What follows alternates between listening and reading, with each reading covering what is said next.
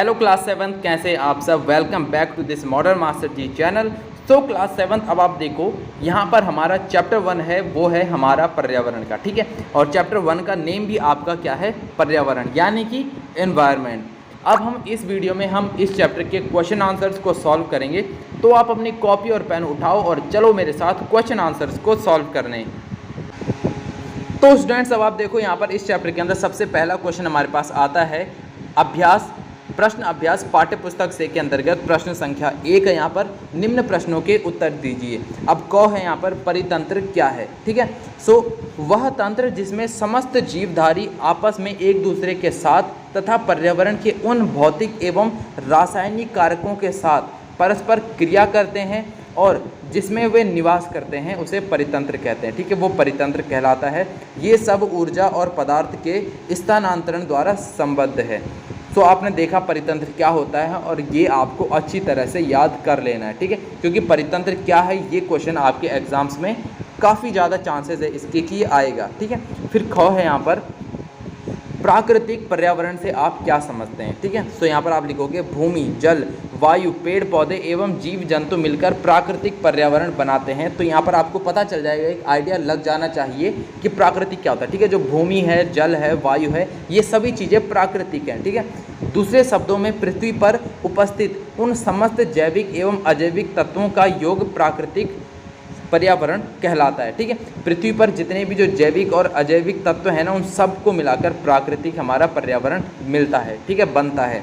फिर गौ है यहाँ पर पर्यावरण के प्रमुख घटक कौन कौन से हैं वो आपको उत्तर में लिखने हैं। तो आप लिखोगे पर्यावरण के प्रमुख घटक।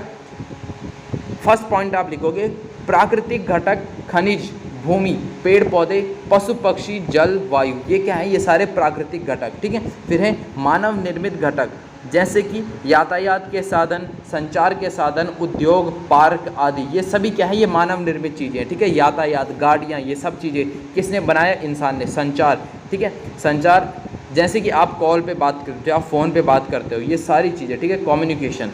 फिर हम आगे बढ़ते हैं। यहाँ पर घ है आपका मानव निर्मित पर्यावरण के 4 उदाहरण दीजिए। अब मानव निर्मित जो पर्यावरण है उसके आपको 4 उदाहरण देने हैं। जैसे कि आप देखो यातायात के साधन, संचार के साधन, उद्योग और पार्क, जो हमने 4 यहाँ पर ऊपर लिखे थे वो आप लिख सकते हो। या फिर यार मानव निर्मित जो पर्यावरण के, ठीक है, घटक है वो बहुत सारे हैं, ठीक है, वो आप लिख सकते हो।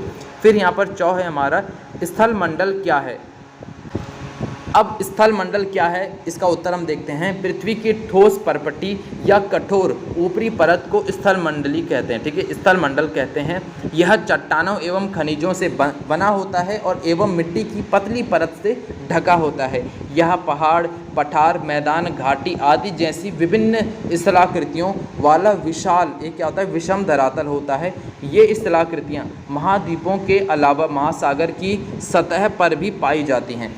स्थल मंडल वह क्षेत्र है जो हमें वन, कृषि एवं मानव बस्तियों के लिए, भूमि, पशुओं के लिए चरने के लिए जो घास स्थल होते हैं वो प्रदान कराता है और यह खनिज संपदा का भी एक बहुत बड़ा स्रोत है, ठीक है। फिर आगे हम देखते हैं 6 है हमारे पास जीवीय पर्यावरण के 2 प्रमुख घटक क्या हैं, ठीक है। तो वो है पेड़ पौधे और पशु पक्षी, ठीक है। फिर यहाँ पर हम देखते हैं जैव मंडल क्या है, जैव मंडल। तो ये जितने पॉइंट्स मैंने अभी तक आपको बताए ना, ये सारे के सारे आपके काफ़ी इंपॉर्टेंट है। इनको आपको अपने माइंड में बिठा लेना है, आपको इन्हें याद कर लेना है, ठीक है, क्योंकि ये बहुत इनके चांसेस हैं कि आपके एग्जाम्स में आएँ। फिर है जैव मंडल क्या है। पादप एवं जीव जंतु मिलकर सजीव संसार का निर्माण करते हैं जिसे जीव मंडल कहते हैं। यह पृथ्वी का वह संकीर्ण क्षेत्र है जहाँ स्थल, जल एवं वायु मिलकर जीवन को संभव बनाते हैं। फिर उसके बाद हम देखते हैं टिक द करेक्ट आपके पास यहाँ पर, ठीक है, सही उत्तर ये वाला चिन्ह आपको लगाना है, ठीक है। और यहाँ पर है इनमें से कौन सा प्राकृतिक परितंत्र नहीं है। मरुस्थल, ताल और वन। कौन सा, ताल। ताल क्योंकि इंसान बनाते हैं अपने, ठीक है, नहाने के लिए इंसानों के द्वारा बनाया जाता है।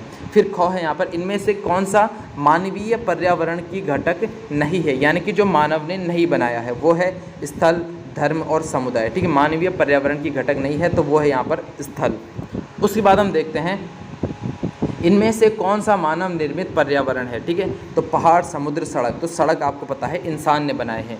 फिर यहाँ पर इनमें से कौन सा पर्यावरण के लिए खतरा है? कौन सा है? पादप वृद्धि, जनसंख्या वृद्धि या फसल वृद्धि?